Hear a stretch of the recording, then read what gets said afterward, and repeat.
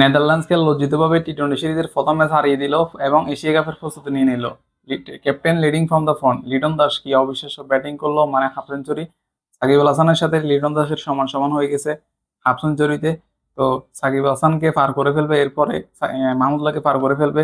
লিটন দাস যেভাবে সে ব্যাটিং করতেছে এবং কি এত অল্প কয়টা ম্যাচ দিয়ে, বেশি ম্যাচ তো খেলেনি এখনো, এখনো অনেক ম্যাচ তার বাকি আছে, এখন অনেক ক্যারিয়ার, পুরো ক্যারিয়ার পড়ে আছে। তো সেখানে লিটন দাস দুর্দান্ত ব্যাটিং এবং কি সাইফ হাসানের অবিশ্বাস্য ব্যাটিং। তো শুরুতে টসে জিতে ব্যাটিং এ নেমে বাংলাদেশ টসে জিতে বোলিং নিচে, তারা ব্যাটিং নেয় নাই। তো নেদারল্যান্ডস ব্যাটিং নেমে অবস্থা তাদের টাইট খারাপ, দেখছেন তো। তো নেদারল্যান্ডস পারলো না, যেখানে ইন্ডিয়া ভয় পায়, ইন্ডিয়া পারে না বাংলাদেশের সাথে, সেখানে নেদারল্যান্ডস কি খেলবে? নেদারল্যান্ডস কোনো দল হলো? নেদারল্যান্ডস খামোখা বাংলাদেশের সাথে খেলতে আসছে, সিরিজ খেলতে আসছে, লজ্জিত হবে, হেরে দেশে যাবে, এটাই। তো এদিকে বাংলাদেশ এশিয়া কাপের প্রস্তুতি নিয়ে নিবে, এশিয়া কাপে লজ্জিত হবে, প্রতিটা দলকে হারাবে।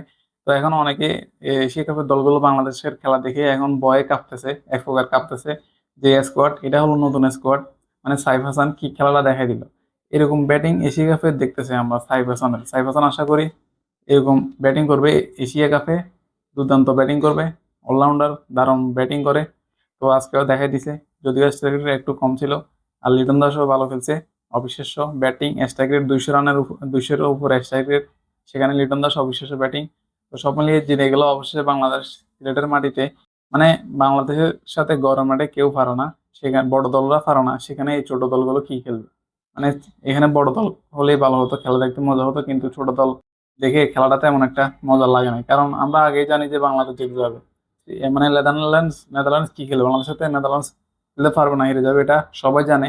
তাও খেলা তো, খেলা অনেক দিন পরে খেলা দেখার জন্য বসে আছিলাম বাংলাদেশের। তো ভালোই লাগলো বাংলাদেশ জিতে গেল। তো এখন অনেকে দাদারা বাংলাদেশের খেলা দেখে ভয় কাঁপতেছে, মানে এই ইন্ডিয়া যদি হেরে যায় এশিয়া কাপে কি করবে, তাদের কি উপায় হবে, এটাই তারা এখন চিন্তা করতেছে। মানে বাংলাদেশ যে খেলাটা এখন দেখাইলো, যে এই এশিয়া কাপের একটা প্রস্তুতি এক প্রকার হয়ে যাচ্ছে বাংলাদেশের, এখন বড় মাঠে এই সিরিজটা খেলে, কারণ এটা নতুন স্কোয়াড, মানে এশিয়া কাপের স্কোয়াডটা, এই স্কোয়াডে এখানে বসিয়ে নুরুল হাসানকে আর হলো সন্দেশ তামিম, মানে আরো অনেকটা প্লেয়ার তারা বসে আছে।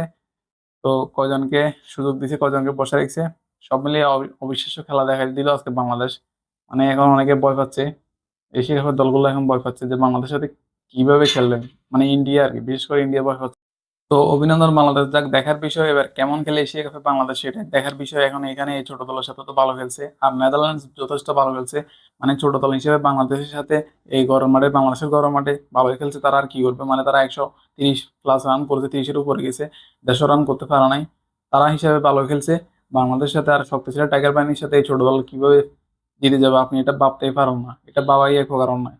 তো সেখানে বাংলাদেশ পয়েন্ট আউট করে দেশে পাঠাবে তাদেরকে, এরপরে এশিয়া কাপে যাবে এবং ফাইনাল খেলবে, এশিয়া কাপের চ্যাম্পিয়ন হবে বাংলাদেশ। এটাই সবাই এখন আশা করতেছে, টাইগার বাহিনী চ্যাম্পিয়ন হবে।